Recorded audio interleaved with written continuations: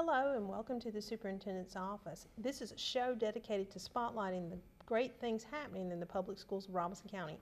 I'm Tasha Oxendine. Today we have another special guest joining us, Mr. Tommy Lowry. He is the Assistant Superintendent of Instruction and Support for the district, and under that umbrella is Child Nutrition. Welcome to the show, Mr. Tommy. Thank you. It's good to be here. I understand the district is getting ready to kick off a universal free breakfast program called Grab and Go for the students in grades K-8. Can you tell us a little bit about what Grab and Go is? The state started an initiative about 2 years ago where they piloted out a program where it would allow students an opportunity, all students, to have breakfast free.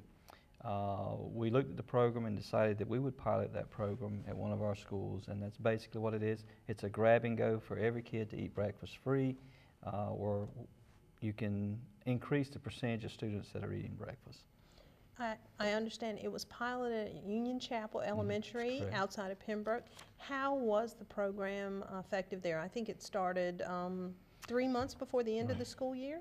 We've seen an increase from 40% to almost 94% of our students eating breakfast.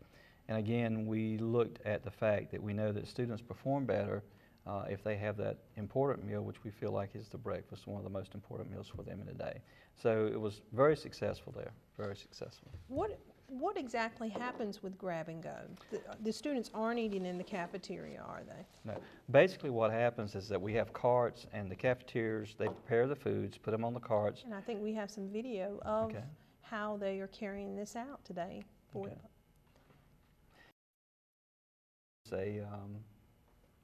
They will show the carts out to the hallways as the students are getting off the buses or the teachers are bringing them in through the hallways, and the kids are able to grab the lunch right off the cart and run on to class. And they eat in the classroom. Eat in the classroom. And so does that speed up breakfast, or what did it do for Union Chapel? Well, absolutely. Union Chapel was losing a lot of time, we felt like, with instruction because of breakfast. And one of the reasons, of course, is because their cafeteria is too small. But they were losing a lot of time, so by doing the grab and go, they were able to finish up breakfast in about 30 minutes versus where they were taking themselves anywhere from 45 minutes to an hour to do the same thing. And it's not like they're having just a donut, or tell me what they're actually having. The breakfast menus are set regardless of whether it's a grab and go or whether it's a cafeteria. So they're getting nutritious meals, even to a point where we're serving even grits, hot grits to those students. So it's not where it's like a fast food pickup. It is nutrition, and it does meet state requirements. Okay. As I mentioned earlier, it's supposed to be universal free. Mr. Tommy, explain to us what will universal free mean for students K through 8? Okay.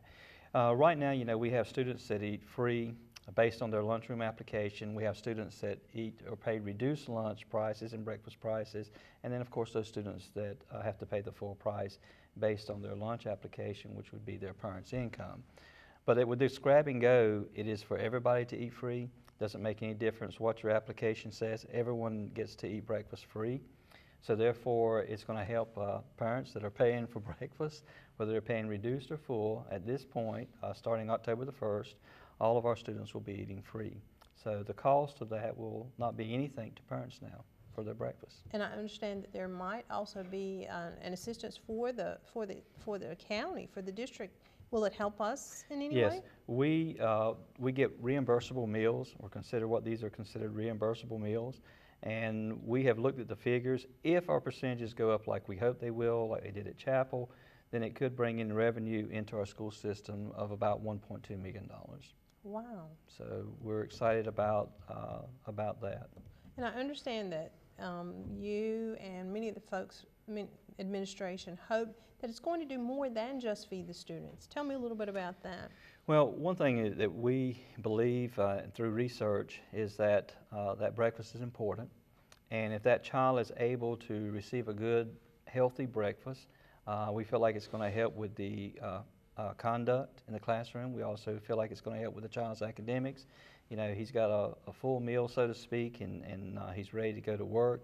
He has the energy from that food to be able to sustain himself and continue with his work throughout the day up until lunchtime. And I understand there were also some other findings at Union Chapel with students getting there on time. How did it make a difference Uh, there? From Union Chapel, we found out that her tardies were just about completely cut out. The kids were getting there on time because they wanted the breakfast on the carts, the grab and go, and it just about cut down on all of her tardiness that she had for school, which is a big plus because some of our schools, they do have issues with tardies. Yeah. And will you be looking at some of the research as this project gets off the ground? Will you be looking at data to see if it's making a difference? We're going to look at this every month at each one of our schools and determine the percentages of students that are eating breakfast.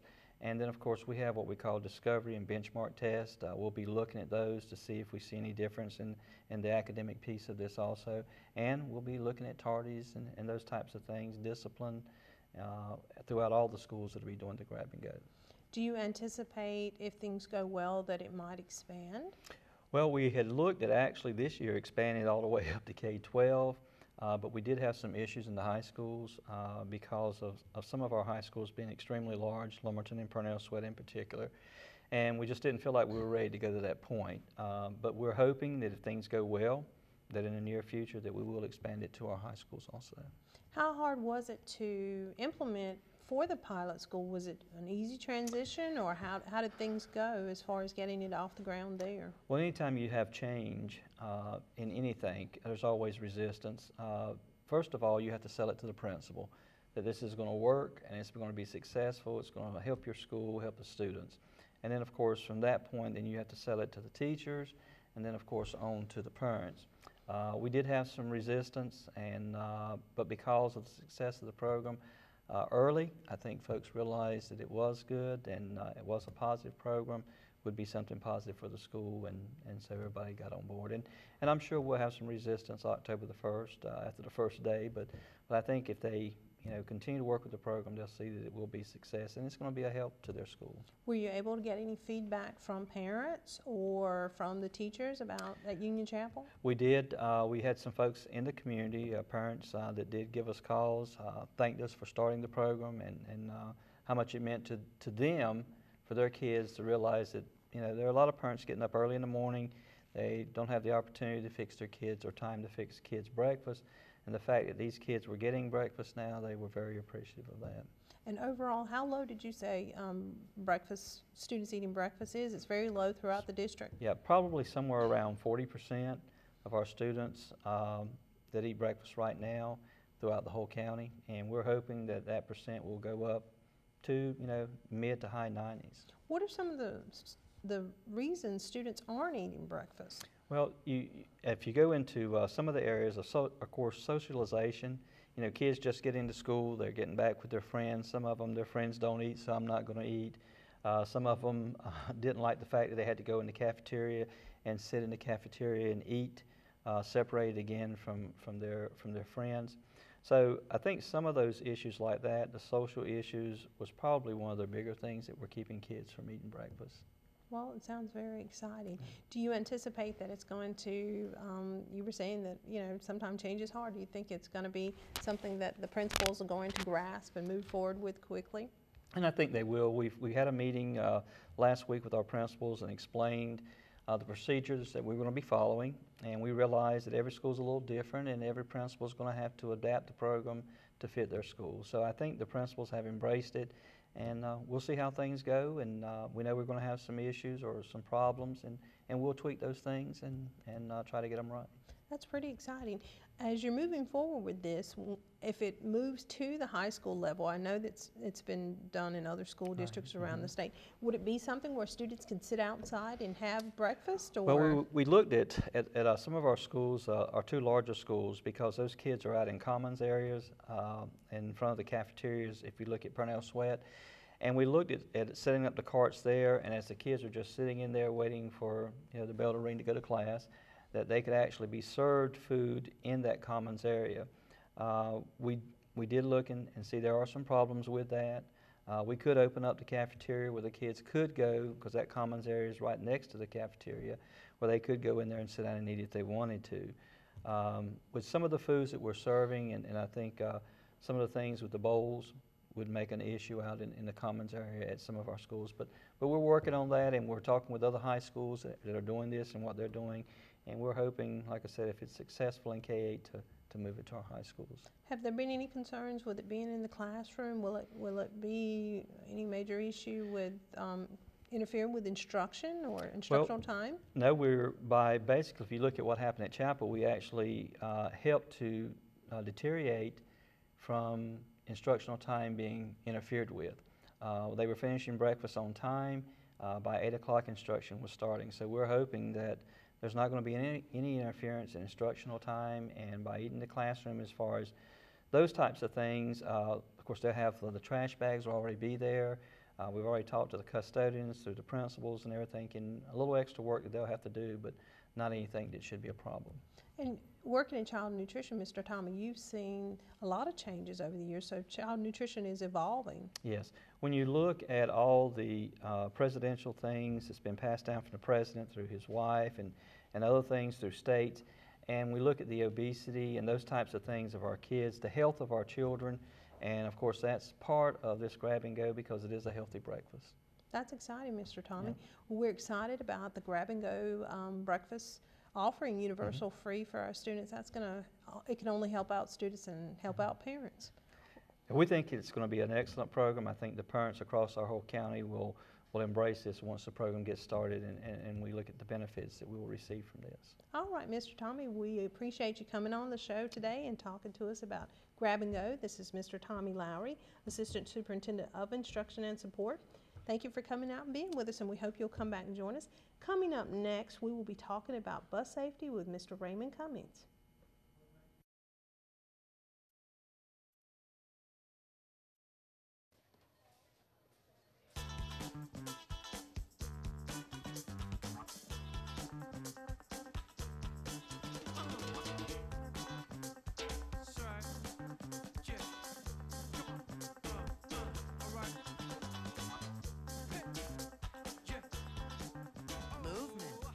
Along with weight loss, it's one of the many ways to fight osteoarthritis pain. For more information on managing pain, go to fightarthritispain.org. Looking for these? You drive buzzed. It could be one very expensive ride. First, you gotta make bail. Then pay me to get your car back. Your insurance premiums will go through the roof. And my legal fees just keep adding up. All told, it could end up costing you $10,000. Nothing kills a buzz like getting pulled over for buzz driving, because buzz driving is drunk driving. Know what? What? Since I got adopted, I've learned a lot about these humans. I know. I mean, check out these two. It's Flirt City over here. Yeah, I noticed that. It looks like my human is definitely into your human. Oh, look! I think she's getting his number. Nice. Your human's got some sweet moves. Takes after his dog. Oh, look, they're doing that thing where they put their arms around each other. She kicked up a leg. It's like in the movies. That's awesome. Looks like we're gonna be hanging out a little bit more. Get your ass out. You're not in here. Yes, I am. Move! Give it to him hard! No. Every day, kids witness bullying. Why you stab me with it? No. They want to help, Ow. but don't know how. Oh, Teach your kids how to be more than a bystander. Visit stopbullying.gov. And welcome back to Superintendent's Office. Today we have another special guest, Raymond Cummings, Director of Transportation for the Public Schools of Robeson County. Thank you for joining us, Raymond. Thank you for having me. It's wonderful to have you. School is underway and they're educating students, but they can't educate students unless they get them there safely. One of the key components to education is transportation. This is correct. We like to say that education begins and ends with transportation. It makes all the difference. Your students are on the school bus, they're being transported to school, but I already understand that we are having bus drivers reporting that people are passing the school bus, and this is a problem. I understand that we got off to a good start, but some other counties, they had accidents on the first day. It's something that happens quite often, and you'd be surprised, but I know one day a year the state takes a snapshot of North Carolina to see how many buses are being passed illegally. And this year, March 13th, they did that study. and over 3,300 school buses were passed illegally on one day, one given day. 3,300 buses were passed illegally in North Carolina. So that isn't entirely too many incidents occurring, and it endangers our students greatly. And so we want to educate the motoring public to be careful, be cautious of those large buses. They carry our most valuable resource, which is our students. And so we appreciate you having us on to just talk about school bus safety. I've only been working with the district just a couple months, but I was so surprised. The first month I was here, month and a half, we had like 3 fender benders, and I was thinking, how do you rear end a bus this large with the lights on? How do you broadside it? You know, that is so hard to imagine that people, what are people doing? Well, you know, it's amazing. I think this day and time with the technology, with the texting and the cell phones and just being distracted, you know, those buses are bright yellow colored for a reason, so they're very visible, and they have the signage on the back, you know, frequently stopping, and we just like to educate the public that be careful, slow down, wait on those buses. We make a lot of stops. And I understand that you're educating the students as well in the first few days of school, that in the classroom, the students are being educated on what to do. Tell us a little bit about that. Well, the state puts out these, what they call stop cat books, and we pass them out to all the elementary schools, and we target the 3rd graders, and it just gives them a host of information related to school bus safety. Everything from when you first, when the bus is approaching, stay at the bus stop, wait until the bus comes to a stop, look both ways before you cross the street, and so wait for that stop arm to come out, and just trying to educate them from the time they get on the bus until it's time to exit. And so it's a great program that they do, and on campus as well.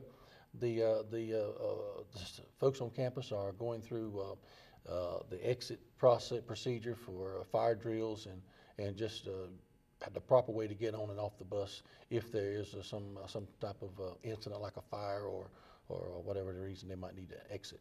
And I understand, like with elementary children, being a former bus driver myself, I know how hard it is to encourage them to stand still at the bus stop. Is that a key thing that they're discussing? Because I know that elementary children start walking as soon as that bus starts coming down the road.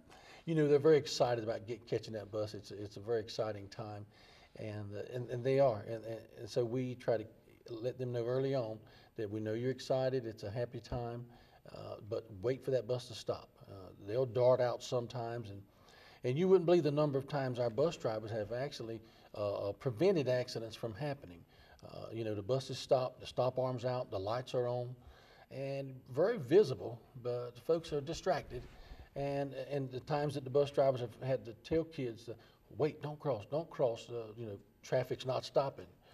And so we've averted quite a few incidents just from that. And I know from the news and statistical data that other counties have had fatalities last year in those same instances with people running around the bus and hitting children.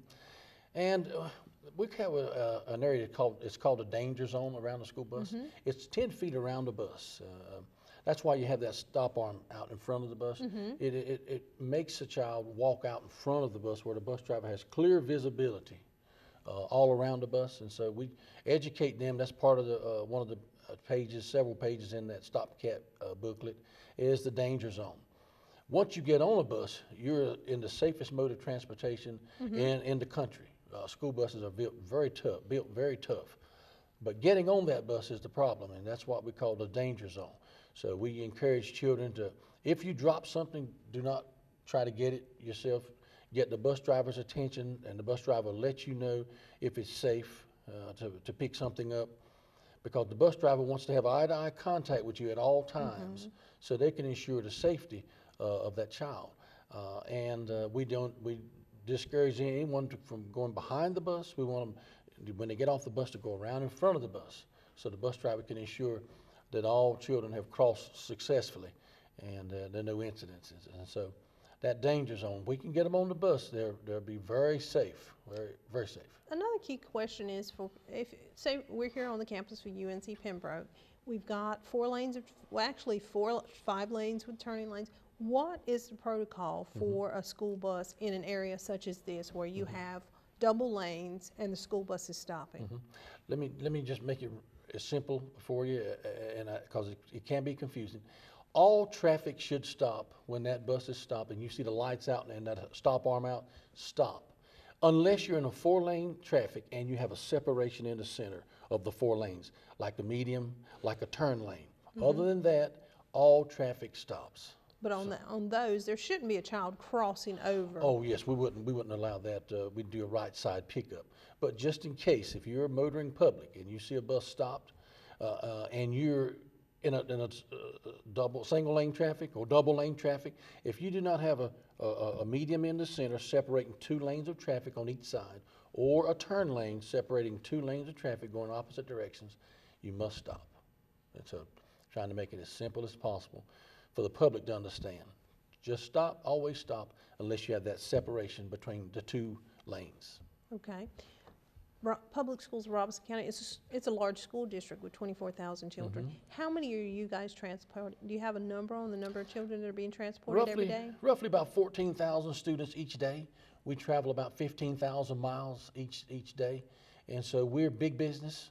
We have a lot of transportation going on, and so that's an awesome responsibility. But we have some excellent drivers that are well trained and doing an outstanding job. And like any industry, your people are your most valuable resource, and they help us get this safety information out, and they help ensure safety, and they're wide awake as to their responsibilities. And I understand this year, things are changing. We've got new school buses, we've got new legislation. What are some of the penalties? I know that with recent fatalities of children across the state, that the legislature is trying to strengthen up and put some more teeth in the laws to try and get people's attention. Could you give us some of the penalties for passing that school bus? And I think it's warranted is because of so many incidents that are occurring and so many near misses that are occurring. And so the state has come down with some new penalties to give it so folks will stop and realize what they're doing. So it's basically $500 to up to a misdemeanor if there's no injuries. If they write you a ticket for passing a bus illegally, it's $500 and a misdemeanor if there's no injuries. If there are injuries, it can go from $1,200 to $1,200 to loss of your license for up to 2 years, and it would be a felony, a Class 1 felony.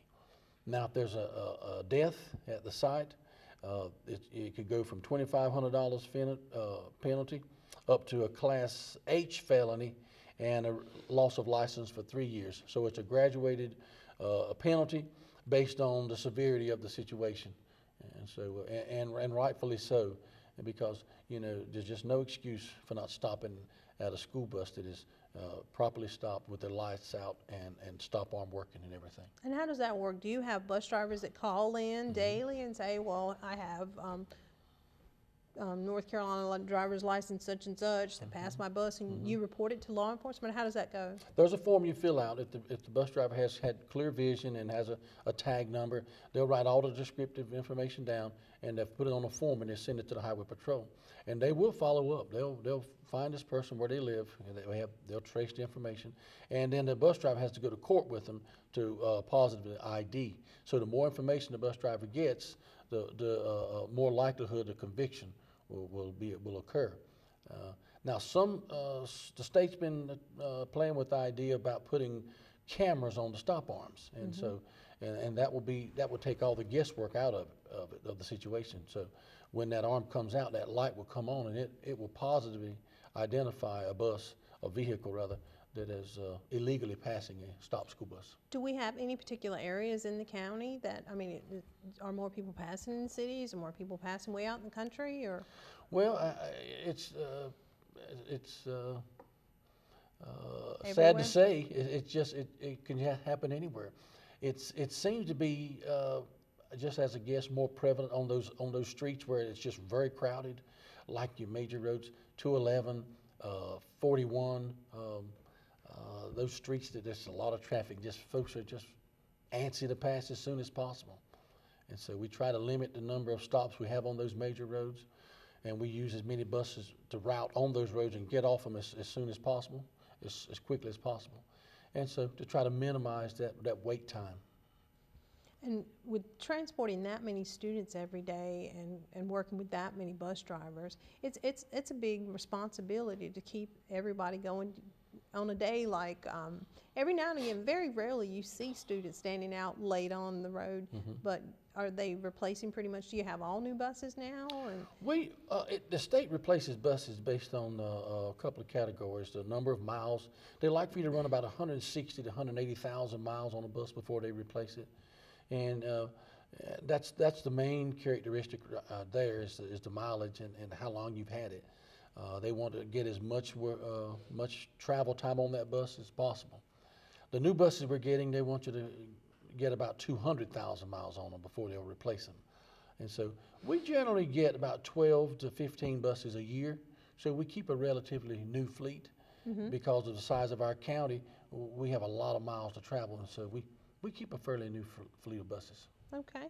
So bottom line, if you have drivers out there, what's the one thing you want? You want them to remember about keeping these children safe when they see that big yellow bus. I think you hit the nail on the head. Safety is our #1 concern. We transport our most precious cargo. We transport our students, and so we want to emphasize safety.